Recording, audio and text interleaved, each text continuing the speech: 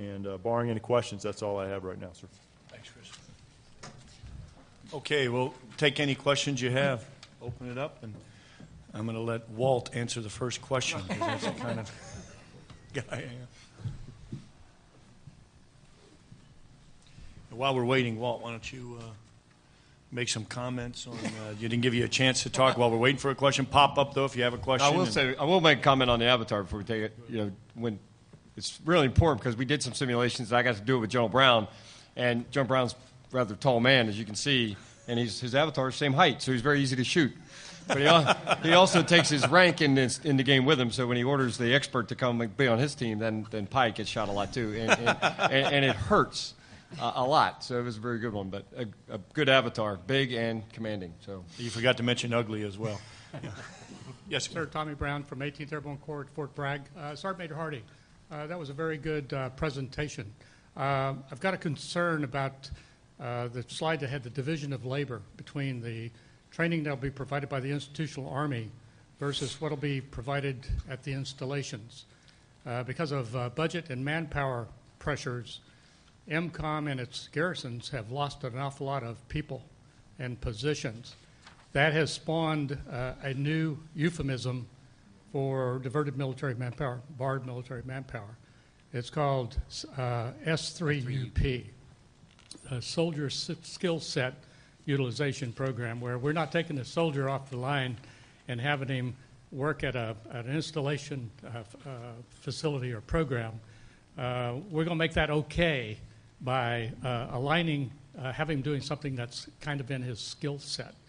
That's going to impact on the Sergeant Major's abilities at the installations to train their soldiers, given the dwell time that we've got. Any thoughts on that? Yes, sir. I think when you look at that, when you look at the responsibilities, it's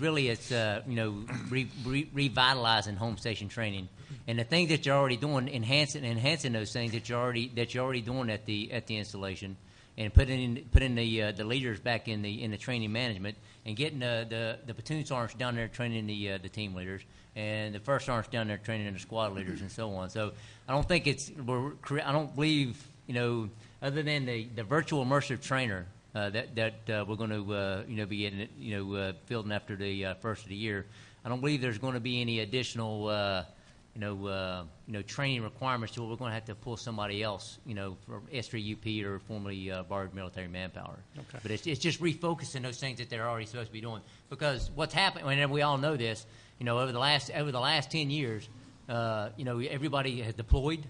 They'll come 12 to 15 months or whatever the cycle has been. They've come back and they've been through the reset. They've been to school. And they fall in on packaged training plans.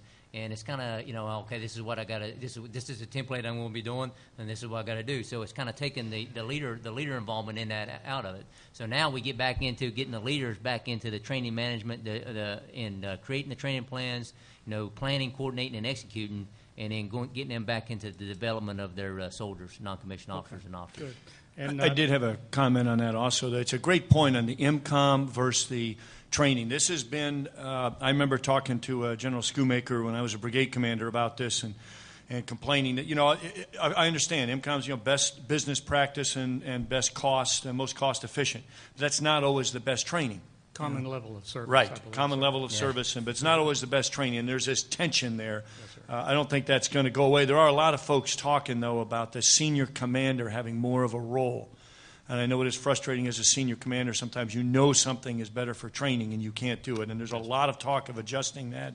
And it's a great point, though, on that tension is there. We're going to have to make this work within that and in that system, not create more tension. One last thing. We're loading up the members of a squad, and they are youngsters, and some of them are in the squad just out of AUSA or basic training. Is 9 the right number of team members of a squad? There were a lot of pressures to reduce the number, right, because we are providing such enabling capabilities. We need less people. You still need the boots.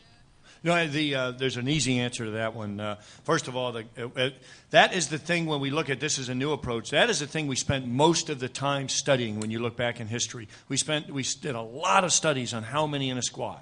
And we've gone up, we've gone down. We've never gone below, well, all the ones I've looked at, maybe some point in time, but never below 9 recently. But we've gone up, and this is a thing that very clear. We know we cannot go below 9 because you cannot fire and move. One casualty makes a huge difference. You cannot go below 9. We started to debate this, and what ends up happening, it's interesting, in that capability-based assessment, you spend all your time on the size. The Chief of Staff made it very easy for you. He said, it's 9. We're not going below 9, it's 9. Let's get on with how to fix that 9. But there is some talk as you're looking at this, do you add a fire supporter at some point? It's a zero-sum game. There's no, we know that you can't start adding, so it's 9, and we're staying with 9. Lots of studies on why, but 9's the right number. Any other comments? Thank you, sir. I think if you look back, you go back to that the chart that had the funnel in it, and as we prioritize, because there's a lot of great things. Look, soldier is a system. There's a lot of great things that we've increased the lethality and the mobility and the protection of the individual soldier. But it's been looked at in isolation. So now we start pulling all that together, and we start taking a holistic review of that, because 100 pounds of stuff, of lightweight stuff, is still 100 pounds. So now as we get into it further, okay, how can we look at this and how does it fit, and is the weight worth the perceived or the realized benefit of that particular item? And we remain available to help you any way we can, sir. Thanks. Yep. Appreciate it. While we're waiting for another question, just I'll open up to any other members, but we often get probably the number one critique of this is, are you going to overload the squad or the squad leader too much? And of course, as the Sergeant Major said, you've got to, absolutely that would happen if we looked in any one of those pillars. Materiel, we've kind of already done it, but no, my classmate here is going to hate me, or Camille, but I'm next. Yeah. But you've got to look across training and leader development, and we've got to ensure, you can't give them a capability that train them and teach them how to use, and that leader development training is so important. And it may come to the point, Sergeant Major has talked this a lot out in the units. Not everybody can be a squad leader. You get to the point where it's not everybody can do it. There's certain gates you have to meet, and how do you get trained up to do it? And it changes the system. There's a lot of talk also about, again, trying to keep folks together longer. And that's, maybe down the road you look at how do you do that to keep that cohesion. But absolutely, this is not about loading stuff on. This is about getting them the training, the leader development, and the material that they need to be effective. They're not effective if they're overloaded, that's for sure. Yes. Hi, Sidney Friedberg, learning from veterans. I've been covering, when I was at the 99 AUSA, when a lot of the current round of things got kicked off that we're now seeing in the field. And, getting that network to the soldier, not being reliant on the map and the radio has been a theme it was something that people have been working on for years when I started in 99, and it still seems to not actually exist. Although I think 5.2 Stryker, which had other problems, went into the field with a large number of Land Warrior kits. But, why is this so hard, and are we ever actually going to get there? Or is it always going to be the Army of the future that has the soldier who can actually be dismounted and yet be plugged into the network? So I'm representing the acquisition community and sort of, I guess, the materials fire team leader, if you will. And my avatar is 7.5 feet tall, so I just want you all to be on the lookout for my avatar. So Net Warrior, I guess just one quick thing is anytime you're trying to do an innovative material solution, it is hard to start a new program. We have great ideas. We've been working it for a long time. I will tell you that the community up at this table, as well as the senior leaders in the Army staff, have been committed to the Net Warrior program, and we are in the throes of trying to get the production decision on that in the next 60 to 90 days. There are 60 versions of the new Net Warrior, and I encourage you to go to the PEO Soldier booth and take a look at what it looks like in its current configuration. So here's a meeting of the requirements mine, the fiscal realities, the commercial industry, and some very significant operational changes that have happened. They've all converged into that program. And I would say, for the betterment of the program, are going to allow that program to actually get into the field in the next 12 months. And so, again, it's almost there. We're going to continue to analyze what we fielded right now and continue to shape that into the best situational awareness tool that we can get to the squad leader and above. And so I believe we're right on the throes of doing that. Sometimes, like fine wine, it just takes a little bit of aging. I would also tell you it's a mindset change. We identified this in 2002. I had the privilege of being one of the first Stryker Brigade commanders. And I remember many times in 2004 being in a tough situation in combat and having to hold up, calling in a JDAM, calling in support of any type because I did not know where my dismounts were. I knew exactly. The problem I had with the mounted, too many people responded. It was a good problem. An incident would happen. I remember a particular incident where a Iraqi unit was ambushed and 7 elements showed up because they had it on the picture there, and boom, they were right there, as opposed to waiting hours and nobody knows about it. They were right there, and a couple of attacks, a couple of platoons, and it was a great problem. You go there, you get out of here. Great problem to have. Not that way with the dismount still, and we identified. I remember looking on a rover feed at folks moving, coming from a F-16 and looking at folks moving around a cemetery, and we did not know they were moving like they were professional, well-trained, possibly armed. I didn't think I had anybody there, but we couldn't take action. It slowed us down significantly. It's a mindset change in that it's the same challenge we faced, as many of you sitting here I know went through it, when we first went to put the FPCB2 and Blue Force Tracker on mounted platforms. We heard, oh my gosh, gunnery's going to go to hell. They'll be focused only on that screen. They won't have good situation. And we found that was absolutely not true. They, in fact, mastered it and use it for a common operating picture that's fantastic for mounted. We got to get through that same. The challenge is much greater, though, when you've got terrain, difficult terrain, and a dismounted soldier who can't, you don't want to overburden them with the load. And folks trying to get the right solution, working very, very hard.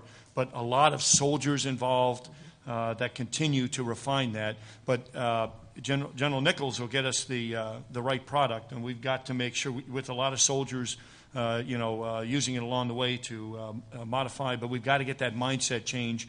There's folks out there, again, that say, well, it should only go down to squad leader. I don't want Private Brown on the net.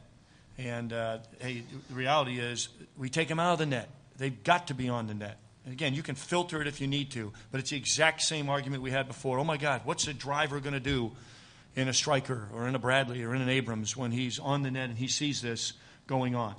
They're going to take the initiative and know the situation and do great things. And it'll be the same way with the dismounts, but it is a mindset change.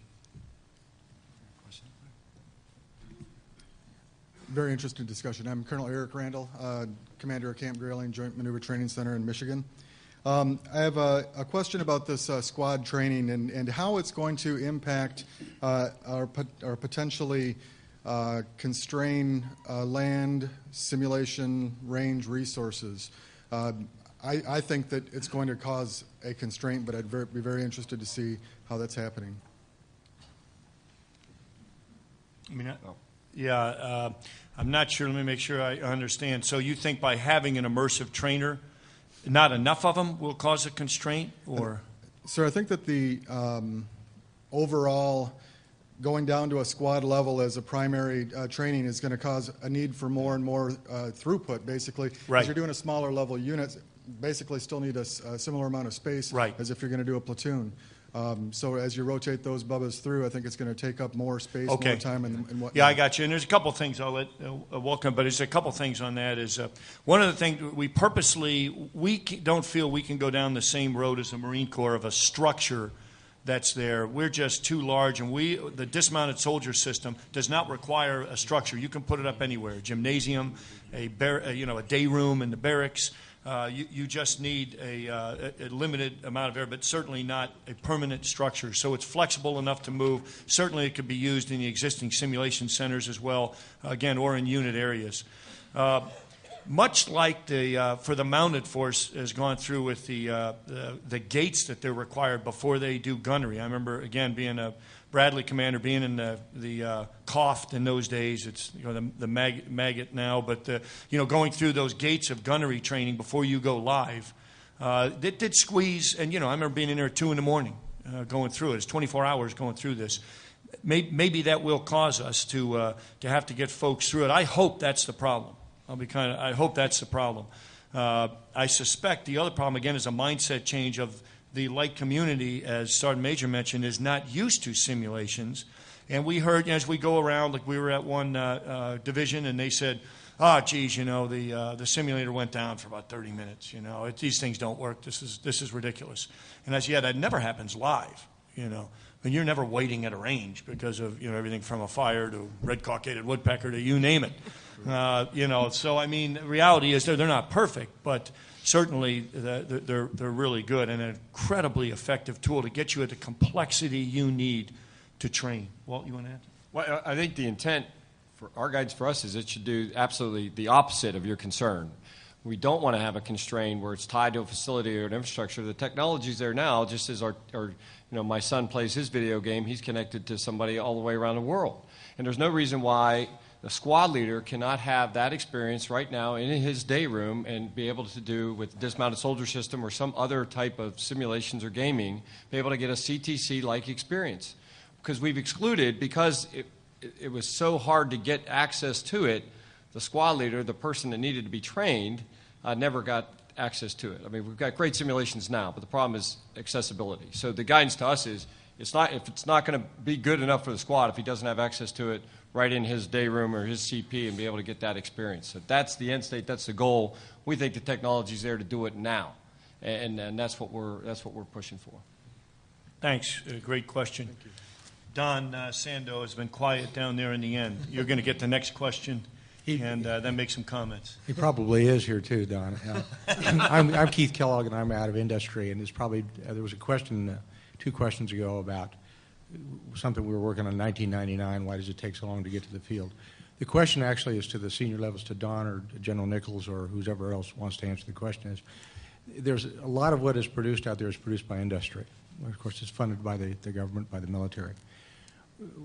And with the budgets coming down on RDT&E and budgets going down in the future, why isn't there a good relationship of government, and there's a lot with IRAD, government IRAD, and industrial IRAD as well? Because industry out there is willing to spend their own money if they can get the right direction of where they want to go to with the government and help out the soldier.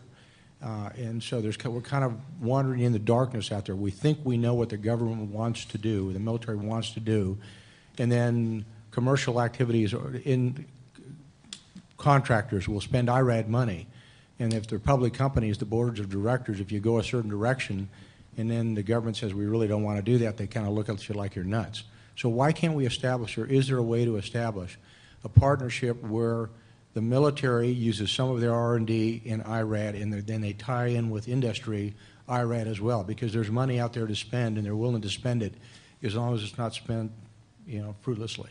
Don, if I could just, one quick comment. So I love spending other people's money. So if you could sign up with me at the end of this, I'd love that discussion. But just in general in IRAD, Ms. Hsu is adamant that we have let the IRAD structure, strategy, investment approaches really flounder.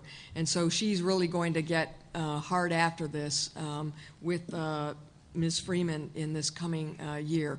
So I do know that with the capabilities-based assessment, the gaps and the priorities on them, and I'm going to turn this over to Mr. Sando here, that really is it, focusing on those gaps that are going to give us the highest payoff, and then turning the whole system laser-focused on those efforts through the whole funding continuum is really what we're going to try very, very hard to get after.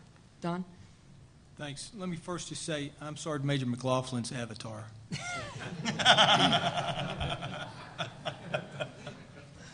I knew he'd appreciate that. Sir, that's a great question. You know, from the Maneuver Center's perspective, and I think all of TRADOC's perspective is the owners of the requirements, is the force modernization proponents who work with PEOs like General Nichols to get to solutions. Dialogue with industry is important throughout the process. We can't just wait until we're looking for a particular solution to begin to engage with industry. So at the Maneuver Center, we reach out. We have annual industry days, and 2 days once a year is not enough. AUSA twice a year for 3 days isn't enough. It has to be a continuous dialogue, and that's what we try and do.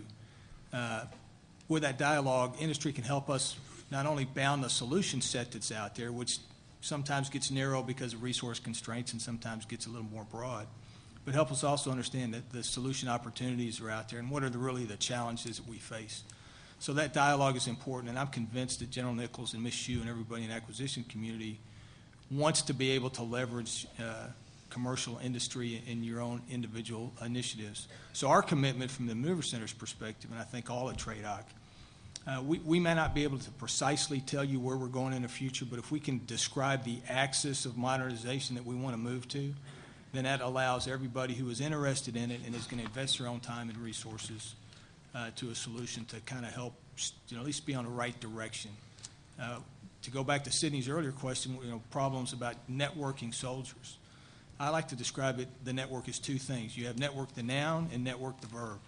And we've been fixated on network the noun. What's the transport layer? How many bits of data can we transport over time? Those kinds of things.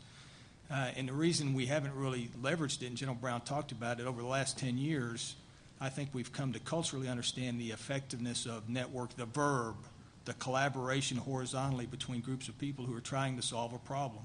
If that problem is to win a game that they're playing with somebody across the world, or the problem they're trying to solve is understand the environment they're operating in so we can positively affect it, we now, I think, as an Army, understand that. So the emphasis, the discussion a generation or a decade ago was, why do you need dismounted soldiers in the network the noun? Now the question is, how can we do it? Because we understand the effectiveness that you get out of network the verb, that collaboration. So dialogue with industry is important. We know industry is going to invest their resources in some direction. We want to make sure we can at least point you in that axis so that we're moving generally in the right direction. Thanks. I wanted to let Command Sergeant Major McLaughlin comment on the squad leader involvement and then any other key points, Sergeant Major. Yeah, thank you, sir. The one of the key things we wanted to make sure that we did as we developed this situation here was to ensure we didn't do it in a vacuum. And as you can see, as General Brown described earlier in the slide where he showed the funnel there, we have involvement from across the Army with we have 2 squad leaders from just about every division. Right now, the Ranger Regiment, Special Operations Command, we have actually some guys in Afghanistan, Korea, and a couple other locations who will come up on the net about once a month. And the process is to identify to them the things that have come about through solutions, material solutions, leadership solutions, training solutions, to close those gaps. And then we use those guys as a filter to help us determine, are we going about this the right way? Are we focusing on things at the squad level and to keep us grounded in the foundation of the squad? So we don't start climbing up into things that should be really taken care of at the platoon or down at the individual level. So that kind of gives us the capability to again keep us grounded, at the squad level, sir. Thanks.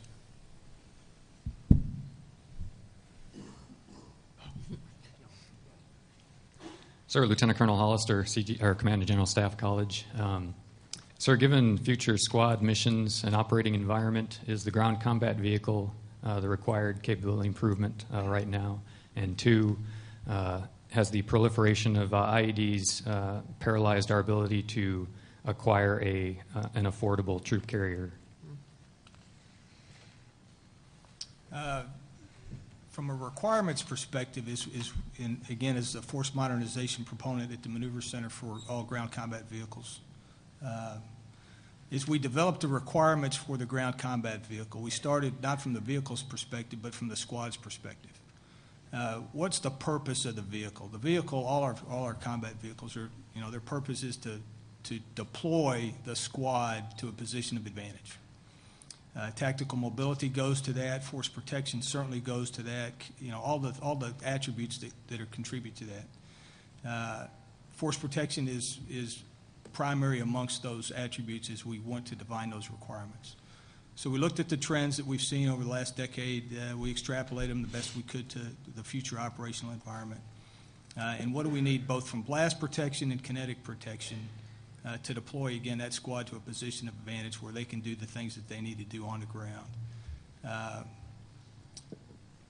I think if you look at our overall ground combat or combat vehicle modernization strategy, which is not just the ground combat vehicle, but it is the development and deployment of a ground combat vehicle to replace the infantry fighting vehicles. It is to continue to upgrade the Abrams main battle tank. It is to upgrade the Strikers. It is to replace the 113 with the armored multi-purpose vehicle. And it is to sustain the remaining fleet of the Bradleys, which aren't the M2 variants, over the decades to come. This isn't something that can just happen, over a few years. I mean, it takes several generations to do that. The M1 and M2 families have been on the battlefield for over 30 years, and they will continue to be out there.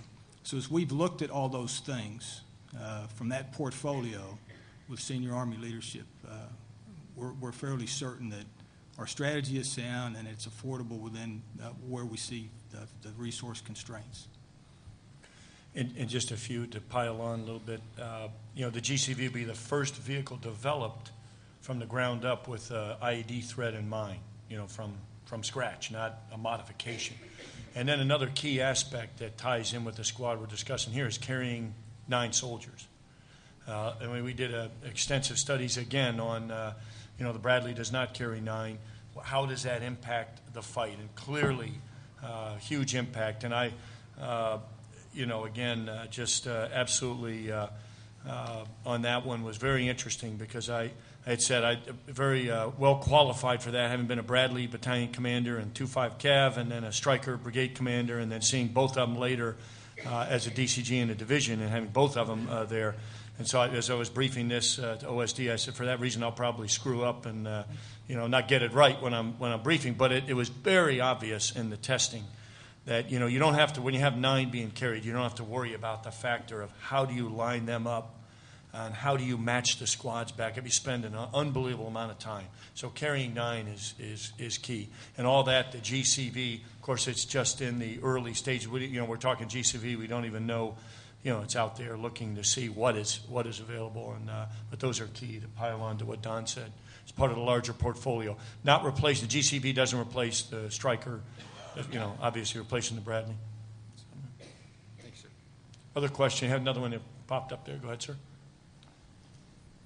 Sir, I'm Warrant Officer Ian Curring. I work for Australian Army History Unit, and my specialty is infantry history. I'm absolutely rapt at what you're doing. I think it's brilliant. What I'd like to ask is, are you involving your allies in this project? Because we've all been innovators involving the rifle section squad ever since World War I. You've got the British, Australians, and I guess you could include Germans and French as well, that we've all had parts to play in the development of the squad and section.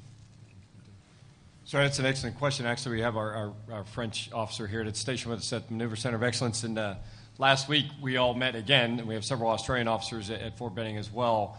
And what we found out when I gave them the pitch on the squad a couple months ago is that we all kind of have the same problem. We have an army that's downsizing, nations that are facing, hard economic times. What are we doing? And everyone's kind of came to the same conclusion that we have to focus bottom up and focus on a dismounted squad. And I actually like the French approach. Was very useful to us. So we got a lot of lessons learned. I just took a meeting with a couple of our Australian officers at Fort Benning, and their method of how they do their entry-level education system we thought was very helpful to our team that's looking at leader development, because they've already done it. They've done a lot of research on it. They've tested a lot of things, how much time it required to create the type of leader we think we have to get. So I'll tell you, we're plagiarizing the product. And it's, I'm happy to be cheating from such quality that we're seeing. And we're going to take some other trips there, and they're coming to grade our paper. So I'm not sure, I don't think we've excluded anybody's good idea from this process. It's the liaison officers, great question. And just to pile on a little bit, we have our British liaison officer at Fort Benning is here as well, and our Australians were the first ones to get involved in the squad effort. But the liaison officers are critical.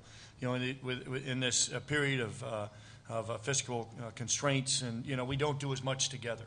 You know, and you look at, I was in U.S. Army Europe last year, and couldn't believe we used to do over 80 exercises in NATO that, you know, now down to a handful, 4 or 5. You know, and so those liaison officers are absolutely critical that we're working together, and you know, it is where nobody's going to go at it alone in the future. It's going to be about cooperation and collaboration. So absolutely, we have to cooperate and collaborate on the squad. It's a very important effort, and we are tying those guys in, and they're very valuable. Sir, if I could as well, down at the Marine Corps Combat Development Integration at Quantico, we have liaison officers from all the NATO countries as well and beyond, and quite often have conversations about the infantry squad as well as individual capabilities for our soldiers and Marines.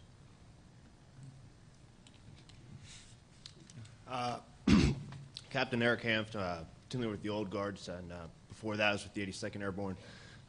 Very excited about the initiatives to empower the squad, but I noticed something that Colonel Woodburn talked about as a Marine Corps tenant to that is experience. And I certainly saw downrange, you know, we'd due to turnover, we'd have a young E5 come in and take a squad. And with the greater empowerment, obviously becomes a greater responsibility. So, Colonel Woodburn, if you could elaborate a little bit more about what the Marine Corps is doing to ensure experienced squad leaders are coming in, and then subsequently to that, I'd ask the panel, can we do that on the Army side, and is that an initiative? Sure, I'd be happy to. Right now, there's a couple of courses of actions looking at, like I said, increasing the level of, or the time in service, level of experience within the infantry, as well as the educational continuum for the squad leader. We've tried to do this a couple times in the past. There's been some institutional resistance to that. It was mentioned earlier about potentially or a selection process for squad leaders. Not everybody may get the opportunity to be a squad leader, similar to what we do with battalion commanders, command selection for that. Not everybody gets to be a company commander. So, you know, right now there's a lot of inertia behind that. There's a big push behind it because we're in combat. You know, and it's like, hey, it doesn't have to be fair. We want the best Marines, the best sergeants to serve in those billets, given the level of responsibility they have now, the increasing tasks we've put down upon them, given the environment and the type of warfare we're in. We want a more experienced and educated squad leader to fill that billet. So we're putting a process in place to give us that. The question will be then is how long does that last post OEF if we're not in any shooting situations for a while, and then the concept or the question of fairness comes back into it. Well, gee, it's not fair if all these devil dogs don't get the chance to be a squad leader. So all those conversations are happening right now, but the idea is between the schools, between either postponing the B billet or mandating a shorter B billet, which is our recruiting commands, our drill instructor tours, and the like, and schools of infantry. Either shorten those or postpone them so you can get the squad leader through the training he needs, and then he has the time necessary to go back and fill that squad leader billet, and he's not being yanked out of the operating forces. Does that answer your question? And in the Army, we got to look at our personnel and our promotion policies as well as how we're manning. We're manning the squads, the teams in the squads and the platoons in our organizations, because we've all had to put what we thought was inexperienced individuals in leadership positions in the past. And as Colonel Woodburn talked, and as I stated earlier, if you look at that training and leader development, If we're getting it right on that, then that's going to ensure that the individuals we identified to be able to do those positions are getting the right training at the right time to be able to assume those positions. And if it's a little early, there's still that development, that coach teaching and mentoring that's going to have to go on, at the team leader level with that platoon sergeant, at the squad leader level with that first sergeant. Because that's key. And I think if we can get at that, and like I said earlier, we got to put the leaders, the commanders, the first sergeants, the platoon sergeants, and platoon leaders back into the training management. It's intrusive. You got to get down in there, and you got to get out there, and you got to make it happen to develop these individuals. Hello, Lieutenant Colonel Bruce Terry, Army Transformation Office. We've got a picture there of a squad, armored individuals, but they're carrying 5.56 millimeter rifles and 9 millimeter pistols. As we go forward, we're eventually going to, I presume that's the future, where we're going to encounter other squads, enemy squads, that are also composed of armored individuals. What are we doing to prepare that squad, other than networking MTU supporting fires, so that they can go ahead and confront those enemy squads in the future? That's a great question. Yeah, they're carrying 5.56, but the ammunition that they're firing is much more effective than it used to be. So the green round, the enhanced performance round for the 5.56, actually has more effective power than a 7.62 ball ammunition. And so we're making similar improvements to 7.62 ammo as well. Beyond that, again, as a force modernization proponent for small arms, we've written a requirement for the new individual carbine. It's been out for staffing. The RFP first went out in the spring. Over 3 dozen arms manufacturers interested in that. General Nichols and her team is working that with us. So we're developing the new requirement for a new rifle. When we did the small arms capability-based assessment a few years ago, and this shouldn't be a surprise to any of us, a soldier's effectiveness with a weapon is a function of several things. It's a function of the soldier, his training, his weapon, the optics, and the ammunition. To tie all this back together, training actually made every soldier twice as effective with his weapon. Don't have to give him a new weapon, don't have to give him a new bullet or anything else. If we just train them a little bit better, the return on the investment is significant. But Roger, they're armored. Their adversaries may be armored, so we have to look at penetrating power. We've described the requirement not by caliber, but by probability of effect at range over time. Some long mathematical equation, so we can be creative with calibers and types of ammo and those kinds of things. From the target perspective, we continue to develop body armor. Our soldiers' individual protection is much greater today than it has been. Over the last 10 years, we've done 11 different soldier protection experiments that have led to the IOTV, ESAPI, XAPI, all those modernizations that we've done.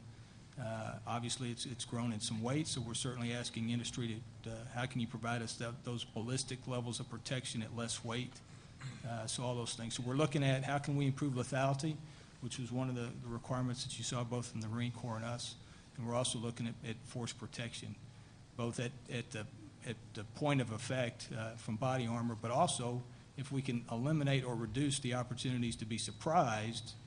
As Sergeant Major Hardy talked about, being left to the bang, if we can get shot at less often or in less conditions of surprise, then we don't have to stress the body armor. So you have to take it from a holistic perspective.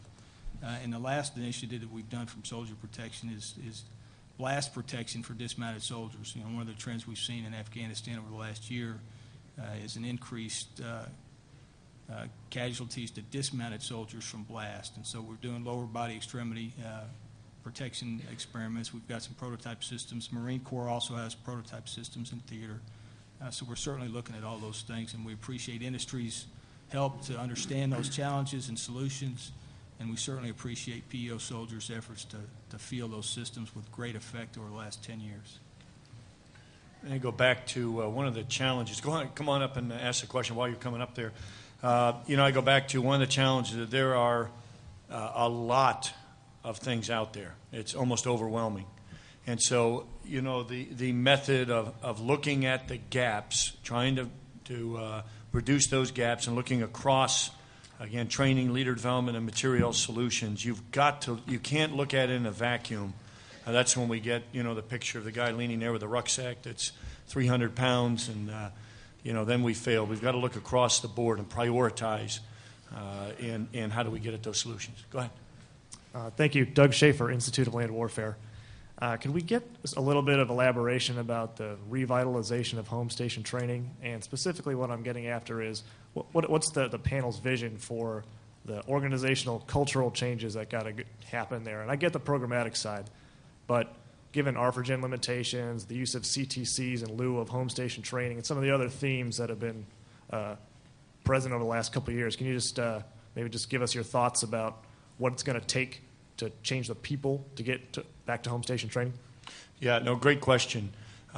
First of all, it is very complex in that, as Sergeant Major Hardy mentioned, over the last 10 years, the op tempo has been such that we've had to contract out a lot of our training, and we've had to send a lot of mobile teams out for training, and it's nobody's fault. Folks are coming back, turning around, resetting. I mean, we've all been through it. It's not pointing any fingers at all, but we've got a whole group of folks that for 10 years have not had to look at how to get at the right level, the right type of training. So that gets to training management and how you get to outcomes-based training. And we just had the maneuver conference was 21st century maneuver training, covering this very issue. And we determined really it's going to take a blended training model at home station training to really truly replicate the complexities of the environment we face today and into the future. And that blended training is not in any one area. Of course, live is part of it. But constructive, virtual, gaming, all those are absolutely critical, linked in. And again, it's multiple layers where you immerse folks in an environment. And the reason you have to do that, and this is what we have not been able to do. We're getting closer. We had 1st Corps, 3 Corps, and 18th Airborne Corps brief what they're doing at the conference to get at this home station training.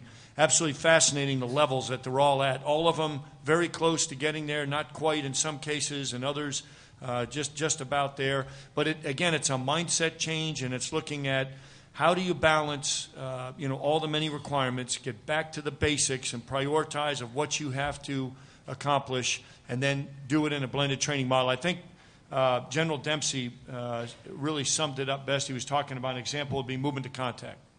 He had a medal that included like 15 tasks, but he picked movement to contact as the one task to, looking at, as a commander involved in the training, how they would train to master that in the basics, how they would do it at home station, and they could really go from there to get at all the other medal tasks. That's the type of level of detail we've got to get at. And then when you pick that task that has to be trained, how do you do it in such a manner that you replicate the environment so folks have the fog of war today is overwhelming amounts of information. Used to be lack of information. But now it's overwhelming amounts of information is the fog of war. There's so much, and it's not unlike what business is going through, what society's going through. You hardly see anybody not on a cell phone today or tweeting or texting. I mean, I don't know how we did it before, but overwhelming amounts of information. And so you've got to train to that, or folks won't react the right way. They'll either disregard the information, they will wait for all the information, the perfect amount of information, which is never going to happen, or they'll grab those golden nuggets in that sea of info and make a decision, and you've got to train that. So that's got to occur at home station training. And it's the other aspect of it that's really significant is if we don't capture this incredibly experienced operational force like the captain who was up earlier talking, if we don't capture that generation with challenging them at home station training with these methods, we're going to lose them. And we won't remain the tremendous force that we are after all this experience. Other thoughts on that? Anybody else? I got excited about that one. Probably stole all their just some of our apps that we're using too. We're going to air out fairly soon. Just the app for Jumpmaster. So when you're going to training, you're not subject to when you get there. You're going to get the documents required for that particular schooling. You have access to it all the time, and after hours, you're going to have access to it as well. And we've seen we've been great improvements, but we just haven't made it accessible enough. So that's where it's going. So I think we're actually going to have training opportunities all the time, so you're reaching out in some cloud, be able to pull down whatever the task conditions or whatever the task is you're training to. So the vision is to really make it accessible all the time, everywhere, so that then the leadership can tailor, that the training to whatever, meets their needs, to tailor that environment with all the access of the tools available. And I'd say that was one of the things when we briefed General Odierno on this probably the week or so before he assumed command as the chief of staff. That was one of his key points was it's got to be transportable. And when we talked about the support from the installation, and then we talked about resources, land resources, and everything required. We have to make this where they can get it. It's easily accessible, as like Colonel Pye was talking about with the clouds, and where they can reach in, they can pull it, they can go to a site, they can pull this stuff out, and then we can ensure that we have the proper amount of facilities to do the throughput. So we don't have, there's over 7,000 squads in the Army right now. So that's a lot of squads on the installation that will be competing for those resources. So now if we can take it and we can push it down to the unit where it needs to be at, then those leaders can develop those training plans and pull that stuff in. Go to, say, the Army Training Network is a great example. Go in there, go to the Army Training Network and pull those packets, those training support packages out, and then they can execute the training right there. They can frame the virtual or the bite-sized leader games that they have. They can have a training framework and have a outcomes-based scenario to where they get at the training objectives that they want as they go into it. Yeah, Doug, that's what I was going to tell you. Go to the Army Training Network, CAC and TRADOC. Great example of how you can pull in everything. VBS2 game on how to clear a room that you could go over with folks and use at home station as you're preparing at that echelon, moving up to the more complex tasks. 200,000 hits a month right now and growing, and that's the type of thing that Sergeant Major and Walt were talking about for sure. Go ahead. Laurie McKeag, Accenture. My question is for Dr. Blake.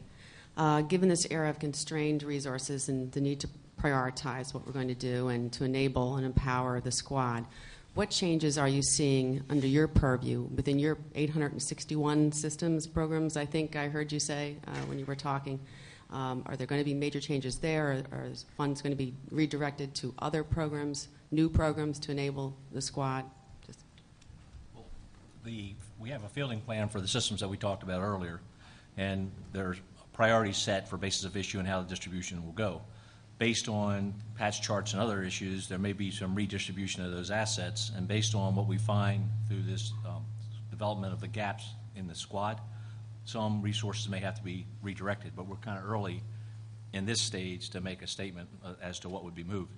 The initial guidance for the chief that we're working towards now is we will have several sites that will be fielded with a live virtual constructive integrated architecture. First 3 have been identified, others to follow.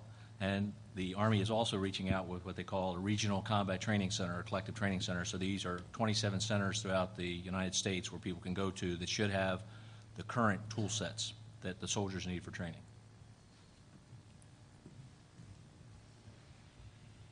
One area that came up early on while we're waiting for other questions is initially we looked at, again, we were talking tactical small unit initially, and then we looked at, okay, we decided, okay, I think maybe we should analyze, when we're looking at, okay, squad level was decided, do we make it maneuver type unit? So it's infantry, it's armor dismounted, it's field artillery dismounted, and it's engineers dismounted, because we all know the past 10 years they've been dismounted a lot, functioning as essentially infantry squads. Really wrestled with that, and then again got very clear guidance and good guidance that no, you water it down too much. If it will not be the same for all. So start, as the Sergeant Major mentioned, 7,000 infantry squads. Start with the infantry squad.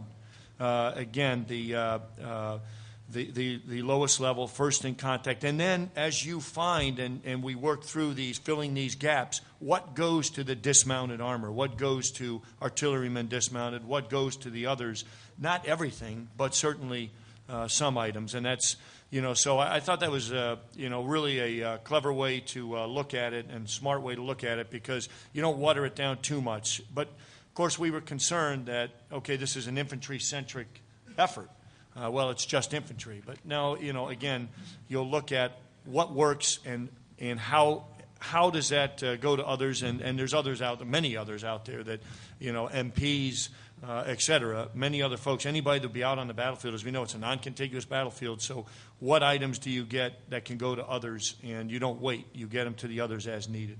So it provides that focus, though, to get through so we don't lose focus and kind of get off track. Any other comments from the panel members? I think we may be out of questions. Any other questions out there?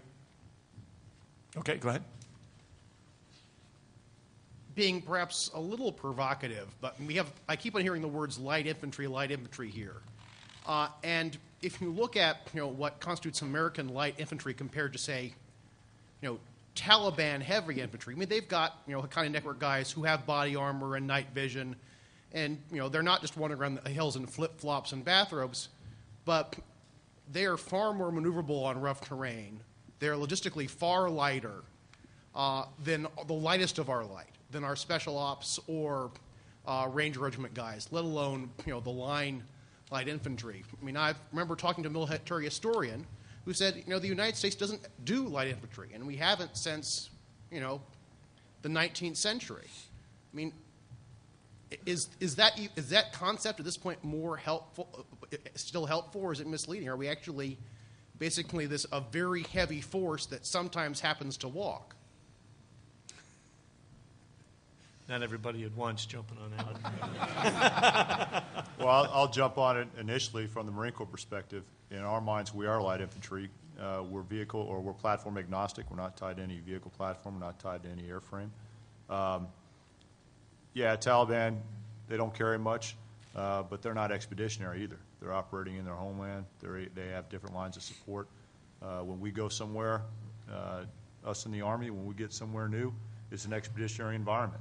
It takes time to establish our lines of supply from the United States to wherever we may happen to be. So we watched this happen in Afghanistan. Our combat loads have decreased over time as the theater has got more mature, as we've had more COPs, FOBs established, and our lines of supply have grown. Our logistical infrastructure has grown.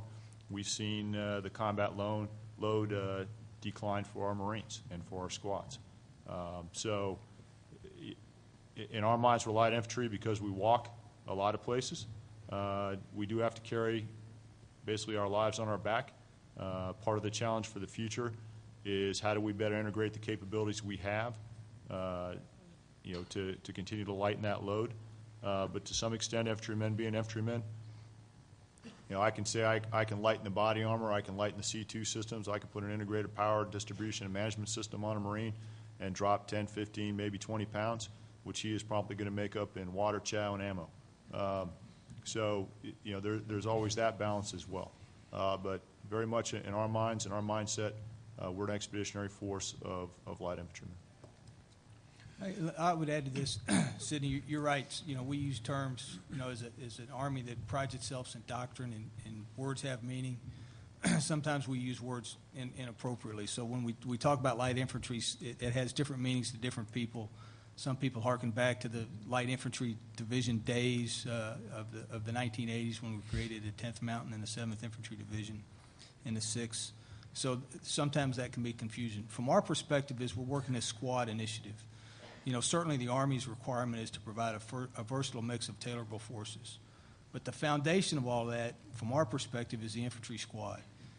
If you're in a heavy brigade combat team, a striker brigade combat team, the Ranger Regiment, an infantry brigade combat team, all the squads are organized the same way. So that fundamental organization of a 9-man infantry squad enables common doctrine, common training, common leader development from the institutional Army, which gives us greater flexibility in the operational Army.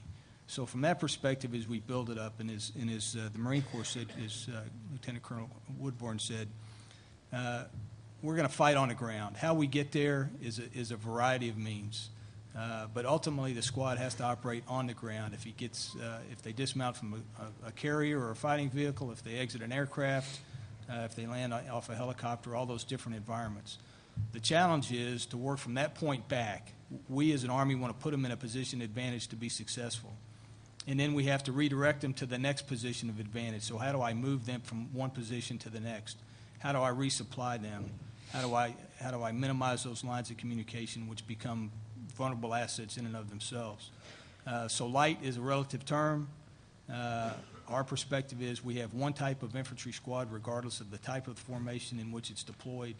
that commonality gives us a lot of versatility as we try and meet the needs of the combatant commanders. Yeah, we should just say infantry, really, just trying to distinguish between, but you're absolutely spot on. And then there's the issue that's kind of hidden in what you discussed, Sydney, on the, of course, we're going to try to provide the best protection possible always to our soldiers. That means the body armor. We have, and Camille can talk about, developed plate carriers, so there's some variation, and of course we're going to try to transport them in a vehicle that protects them as we deliver them to that point where they can have an effect. But, there's that fine line of how much protection, and do you get to the point where you become too bound and you are not mobile enough. And that's always, again, as we're looking at this, that's a key aspect. Don't think we'll ever see we go back to no body armor. That doesn't make sense. But how do you lighten it? How do you tailor it? And perhaps someday we'll have, the dream of a thin body armor that provides the same protection, as we look at it. One of those other tough problems. If you look on the back of your trifold here, there's a website and points of contact. So if you have any input to the Maneuver Center of Excellence on the squad, any questions, any issues, anything that would be of interest to them, I'd encourage you to provide that information directly to these people or use that website for additional information. On behalf of the Institute of Land Warfare, and I think all the people here, General Brown, we'd like to thank you and your panel for a very informative and interactive presentation. Thanks very much.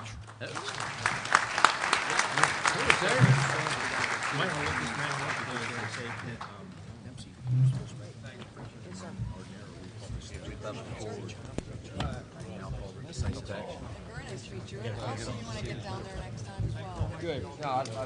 Really. I will come up. I'd really like to do that. It's very informative to me. Get around and see how this whole thing works. Sir?